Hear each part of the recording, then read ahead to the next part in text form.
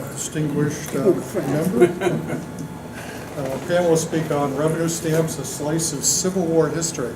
So I'm anxious to hear this. How big a slice?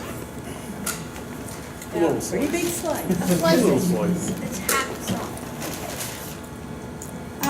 Several years, no more than several, but 8 years ago, I was looking at some of my old checks that I had to go with, the notes, etc. And I noticed the stamps on them. Well, we've all seen stamps on things, and okay. So I looked into it a little bit more, and that is the talk you're going to hear. Stamps? Revenue Stamps. stamps. Revenue stamps. Okay. You think they're just stamps, but they're called revenue stamps. Now, revenue stamps were used early on. You remember before we became the United States of America, we had this big fight with the guys overseas over the Stamp Act. That was technically the same thing. Stamps that were to make money for England to pay her debts from the war. So after we became a country, we were doing pretty well, and then all of a sudden along comes the Civil War. Well, in the Civil War, the North was already a cohesive unit, used to having states all under one cover. They could raise money a little bit easier than the South. So everyone thought that the Civil War would last for a year or two, and it didn't. It lasted longer. So they needed a great deal of money. How to get it? Okay, they sold bonds. Everybody does that. And then they came up with this other idea. And in 1862, the Act of July 1 provided for a wonderful institution called the Internal Revenue Service. And then the next month, in August, the Internal Revenue Service decreed that there would be stamps on many things to pay taxes. There would be a tax on stock certificates, on checks, on mortgages, on medicines, on all kinds of things. And they had to have a way to get this started. So what they did was they decided to find who would print the stamps. So they awarded Butler and Carpenter Company the right to print the stamps and make them, not print them necessarily, but make the plates, 106 printing plates, rolls, dies, and all the material necessary to maintain stamp production for the mighty sum of $19,080. Now, they produced the first revenue stamps for use beginning October 1st, 1862. Now, these, you want to go into the first one? So the first stamps that were used were all pictures of Washington, right? They were done by a Stuart painting. Now, I don't know about you, some of you are almost my age, not too many of you, but when I was growing up and we bought a box of playing cards, they had a stamp on them. Anybody remember that? Yeah. Okay. You see what it says on the bottom of that stamp? Playing cards. So what they did was they issued stamps that covered, they had generic stamps that could be used for anything. And then they had stamps for all different things, which we're going to show you some of them. But this particular one was the basic. It was Washington. And each amount was a different color. This one is 2 cents. So that meant back in the 50s or 60s, even if you bought a box of playing cards, you would be paying a few cents on there to the government to raise money. Next one. It says right across top to U.S. Internal Revenue. Yeah, but who looks at the stamps? When you looked at the stamps I had up there, did you look closely? No, it was just a stamp, like a postage stamp. Look closely. And this is a different type. And Each one, I can't even read what that says from here. 5 cents No, agreement. no, what? Agreement. Agreement. Agreement, yeah. Revenue. Oh, okay, I was reading that. Okay. So that was the only one, the rest of them all were the other. So these were on all kinds of things. And when I was thinking about this yesterday, I was thinking, gosh, what goes around comes around. You'll see in a minute. So everything that they did, every piece of paper that you did legally, you paid the government something. Next, Who painted that picture of Washington? Stewart. Stewart was the artist that did the original? Yep.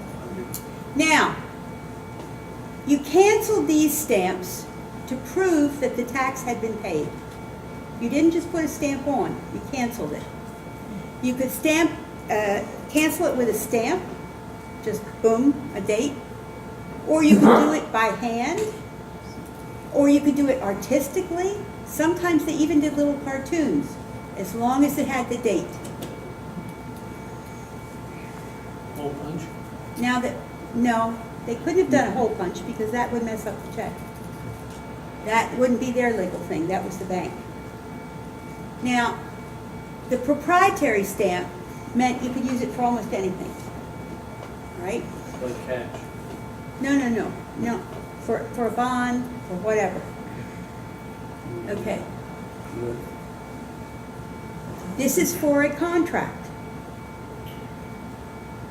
Mhm. This is foreign exchange. Now, I brought a couple checks in through the years that have a great deal of these things on them because they went from overseas to here and they had to go through clearinghouse and it was for a large amount.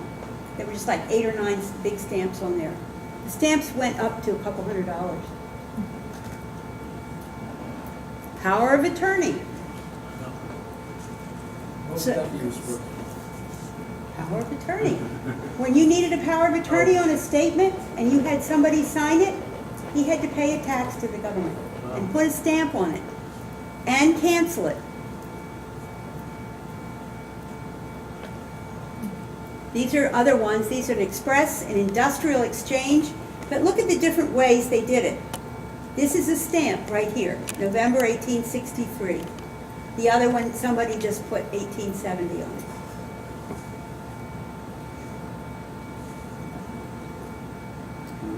Express as in delivery? Probably. All right, we do. Yep.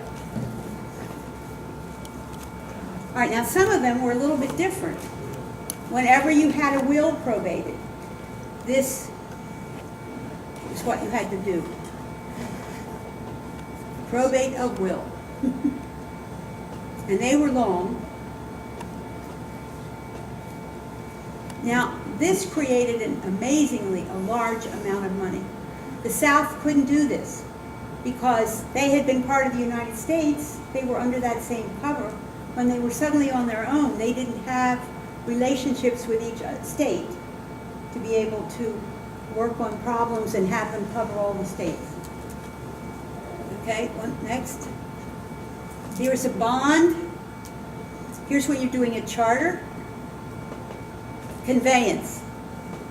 Bryce, that means probably a wagon with horses pulling it.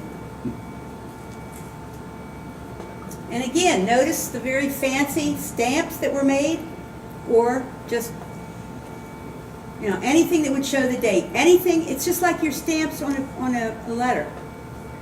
It means if they've been stamped, they've been paid for. Next. Here's another big one. Your mortgage, life insurance, and regular insurance. You had to pay for that. It wasn't much, but the government was bringing in huge amounts of money. Interesting that George Washington's portrait is reversed. Yes, to it the Yeah. right and Yeah. reversed. It's like a reverse image. But it was all Same based thing. on that original Stuart painting.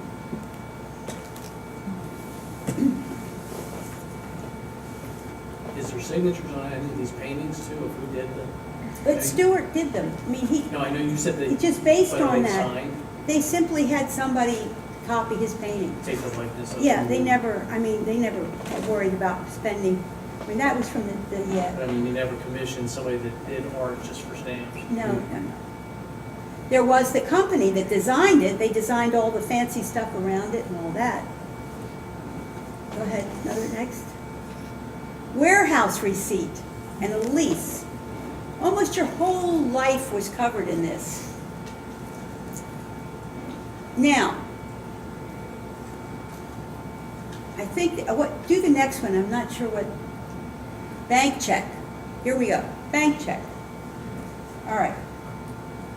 So your bank checks, you had several things you could do with them. Okay, this one was just a stamp. Now, your bank checks would just have your check, and if you saw the ones up there, you just put one of the stamps on there to pay the tax. Every time you wrote a check, you had to pay a tax. These are checks that were never used, but it shows you how they designed them so there would be spaces to put those stamps. So if you had 2 cents stamps on here, and you were a fairly good-sized bank, how could you save money? Well, it was a really good way. You'd print your checks with a stamp in the middle. So when you look at old checks for sale, you'll see a pattern in the middle. And that is the stamp. So instead of paying the government 2 cents, they're probably paying the government, I don't know how much it was, but they saved money. They paid less than 2 cents. And simply by printing their own checks with the stamp already on it. So that was a good way to save money. And then it would be canceled right where that stamp is on that check. Yeah, because Okay. once you wrote it, well, a check is a little different. Because Stamp once the back. check is gone, that's been paid. And this has proved that the tax has been paid.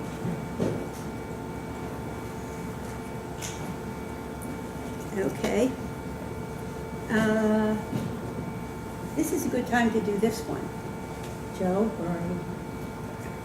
This I had never seen before.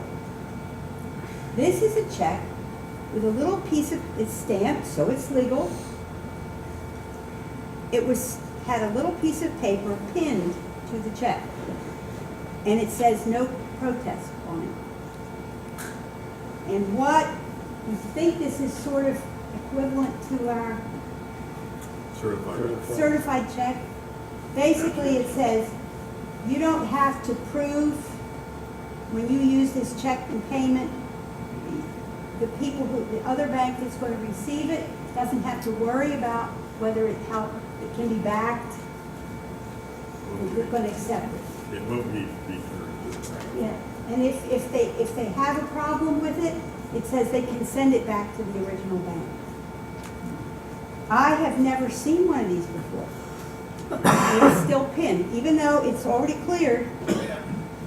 It's pinned to the bank thing. So it simply says no protest. Detach this before presentation. Well, obviously nobody did, and it went right through. But it's pinned. Now, when we lived in France in the 70s, our notes when we got from the bank were all pinned together. So if you wanted to get a perfect note, you couldn't go get it from the bank because it was pinned in packs already with a little pin. Okay. Next, here's some of these. Now you can see that the stamp's a little bit clearer. And again, you could use, since it was 2 cents, you could use the proprietary stamp or you could use special stamps. Next. Now here you can see some of the fancier ways of doing. I have never purchased one of the ones where they did artwork. They're really expensive. I'm just interested because of what this is. And do you, I guess you want this after I'm done? What? Or you have, that's yours, the one I gave Those you? are my checks, yeah, those are my checks. That's one of his college.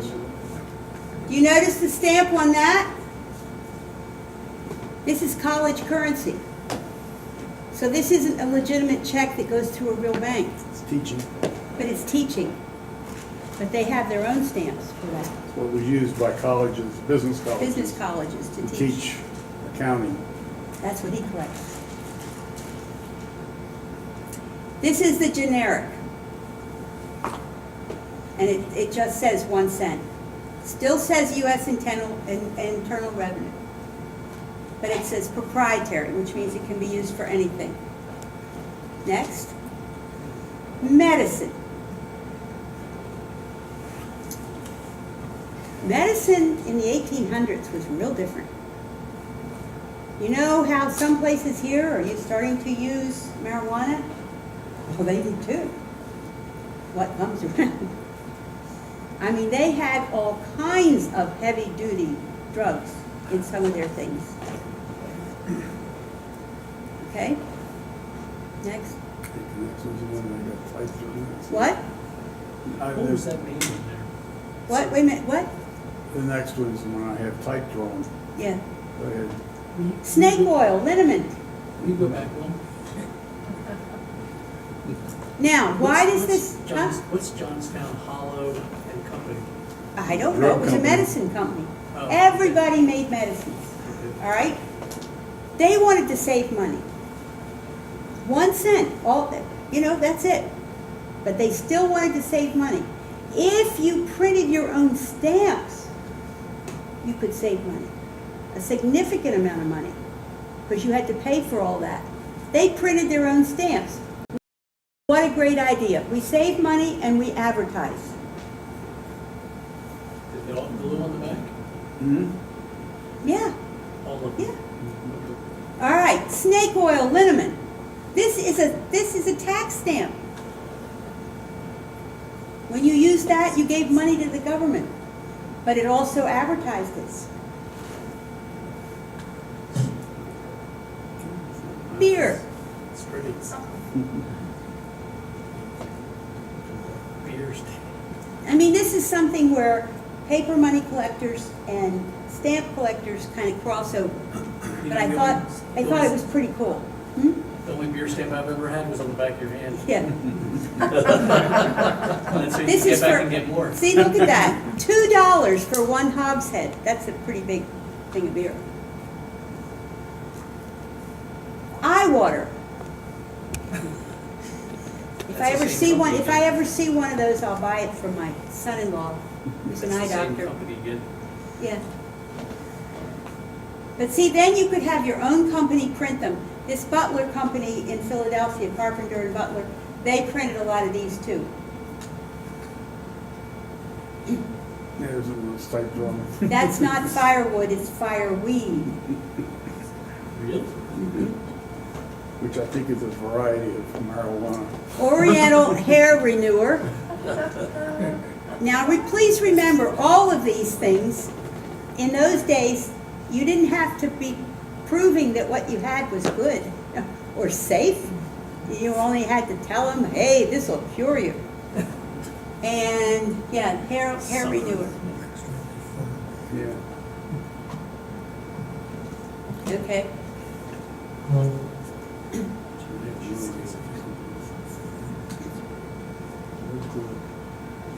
Just fun stuff. I mean, you can look this up. If you want to look at some cool ones, look at a stamp site on the web and go for revenue stamps, and you'll see some unbelievable ones.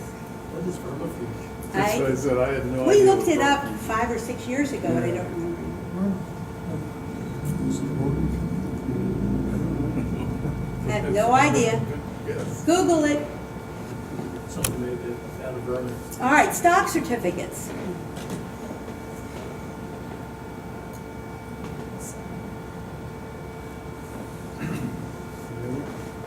Yep. Another. Sorry. All right, photos. Photos didn't come along until, I think it was 1864. Yeah, I think 1864. By then, photographers had a business. Cameras had been invented. You could take pictures of people. They had to stand still for almost 60 seconds, but maybe it's longer than that. But photographs were the big thing. You're going off to war, you want to take a picture of your mom, your dad, your brothers, your sisters, your girlfriend, your aunt, whatever. You take pictures. The government decided to put them on the list. This was not good. Parents all wanted a picture of their boy going off to war. So, people started complaining. This is an emotional thing for the good of the family. You can't charge us money for that. So guess what they did? They took it off after 2 years. So if you ever have any photographs at home that have a stamp on the back, you know that it was within that 2-year period. So if you're trying to figure out who somebody is, and you know that's the period the picture was taken, who would have, in your family tree, who would have been that age at that time? Again, a little far-fetched from my original thing about looking at checks, but very, very interesting stuff. What was the time period? I think it was 62 to 64. And just in No, New no. York? 2 years after they repealed it in 1866. So it's been 64 to 66. Just in the north. Well, yeah, because the southern government didn't have Couldn't get. the organization to be able to, they didn't have anything to sell stamps to people in every state. Each state was its own in the I just looked up vermifuge. It's a medicine to kill intestinal worms. Isn't the Google thing wonderful? What's fireweed? GIS. So Civil War pictures are collectible anyway. And when you find them with the revenue stamp on it, it's really cool. When the Civil War ended, it did not mean an end to the revenue stamp taxes, as the federal government still had $2.7 billion debt it had acquired the need to be paid off. So this debt was not paid until 1883, at which time the government finally repealed the excise tax. 3 distinct revenue stamps were produced to pay the taxes during that 21-year period. And then, again, later, war once again required new sources of revenue. And in 1898, they passed the War Revenue Act of 1898 to provide badly needed funding for the Spanish-American War. In the continuation of providing and funding for the war, they had alcohol, tobacco products, tea, and other amusement taxes. And also, again, on legal and business transactions, stock certificates, bills of lading, manifests, and marine insurance. Again, tax stamps had to be purchased and affixed to the taxable item or respective certificate. And again, even finally they were discontinued in 1967. But up until that point, you still had them on card games. So, the next time, You got more. Slide over there. oh, I do have, oh yeah, this is an international draft. And it has a pattern in the middle. Go ahead. This is what's on the back. This was an international draft, and it went from England, and they shipped all kinds of, tremendous amount of money. And it went through. But on the front it says it's a southern state from Richmond, Virginia. Yeah, but this, after the war was over, they were still doing it. He's looking for the date on This was 1901. This was a lot long after it. that. Oh, the- This is probably left over from the Spanish-American War. Yeah. That was a lot of money. Yeah. That's why there were so many big stamps, big amounts. See, there's a stamp on the front and then the ones on the back. I think that's it. Yeah. So, now you know a little bit about internal revenue and how it's got started, the revenue stamps, and how, when you start looking in those boxes of old checks, see what you can find, yeah? And ladies, I remember growing up that there was stamps on cigar boxes. Yes, same thing. And was that part of it? Yeah, that was part of it. Because I remember my parents, like, and there was, We still have some. every pack of cigarettes, I think, had a stamp. Right. Because when you Yeah. opened, it was on Yeah. the bottom. Tobacco was old. Yeah. So it Well, was- that's what, after the Spanish-American War, until 1967, they had That's when you taxes said on 67. tobacco, alcohol, a couple other Yeah. things. They would go down to the little corner store and, you know, you Yeah. get cigar boxes, Yeah. and you guys could put your baseball Right. cards in. And I can remember the big blue stamp that was. Right, that little half of the stamp on the cigar box, yeah, yeah. So, now you know that those aren't just regular stamps. Cool.